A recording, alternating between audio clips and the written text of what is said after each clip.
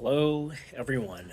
I was trying to think of the next topic we could do for this equipped series, and the one that I was talking to Jen, our Madam President, and the idea of increasing the opener and what that means in equipped lifting. Now, increasing the opener or improving your baseline isn't a concept that's distinct to equipped lifting.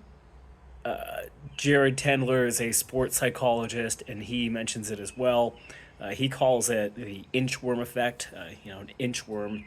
If you think of an inchworm, they move their back up, then their front, back, front, and that's how they progress.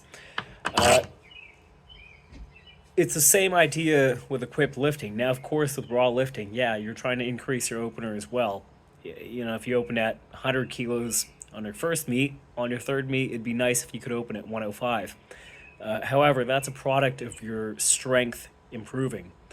And once again, don't get me wrong, we want to be getting stronger, no doubt about it. But in equipment, the idea should be that at your first equipped meet, you're going to start off in something loose, a nice wide chest plate. The sleeves may be pulled up higher, maybe somewhere around here.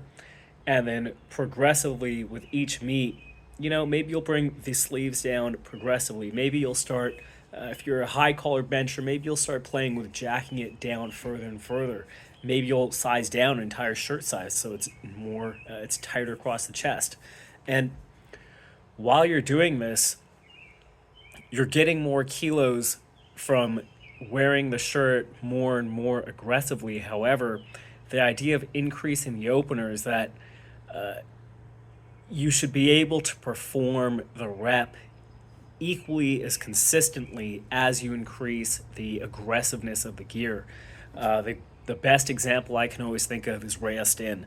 Rhea, I don't think Rhea bombed out of any meets, at least within the past, we're in 2024, the past 5 or 6 years, maybe one or two, but she benched 235 kilos as an 84, I think, which I believe is still the bench and three lift world record on the bench. Uh, and she's very aggressively wearing her shirt. She's 120, 130-ish kilo raw bencher, and she's getting about 100 plus kilos out of her shirt. And she's doing that while being very, very, very consistent. That is the perfect example of increasing the opener. Her coach and my former coach, Blaine, was the one who popularized this. And Blaine as well, you can look at his attempts. I think he bombed out here and there, but for the most part, you can see his opener just continues to climb up, and doing that made it so that every meet his opener is going up, and that is what produced his top line to go up higher and higher. Just progressively wearing the gear tighter, but keeping that consistency.